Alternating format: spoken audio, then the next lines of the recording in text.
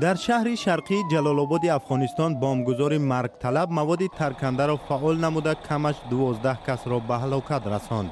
مسئولیت حمله 10 ایول را گروه دهشت افکنی دولت اسلامی بر دوش گرفته است.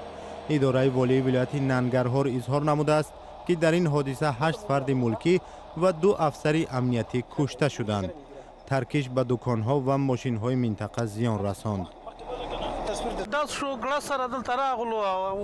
بعد ترکش من به اینجا آمدم. من 7 و یا 8 ماشین سوخته و 7 جسد را با چشم خود دیدم.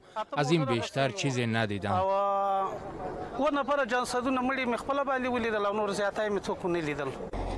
اکثر قربانی ها کودکان می باشند که در نزد مکان ترکش با شستن ماشین ها مشغول بودند. سخنگوی والی ننگرهار عطاالله خاگیانی میگوید که در حمله روزی سه‌شنبه 4 کس دیگر جراحت برداشته است. به قول همین منبع ظاهرا هدف بمبگذاری مرگ طلب خادمان امنیتی بودند. گروه دهشت افکنی دولت اسلامی اظهارات پخش نموده مسئولیت آن را بر عهده گرفته است. یک روز پیش از این حمله 9 ایول کاتب دولتی امریکا مایک پامپئو از کابل زیارت کرده حکومت افغانستان و جنبش طالبان را به مذاکرات صلح تشویق کرده بود.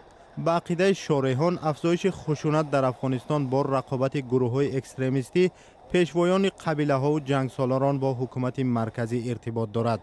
با نزدیک شدن انتخابات پرزیدنتی و پارلمانتی افغانستان که ماه اکتبر به نقشه گرفته شده است، وضع تشنجی بیشتر کسب می‌کند.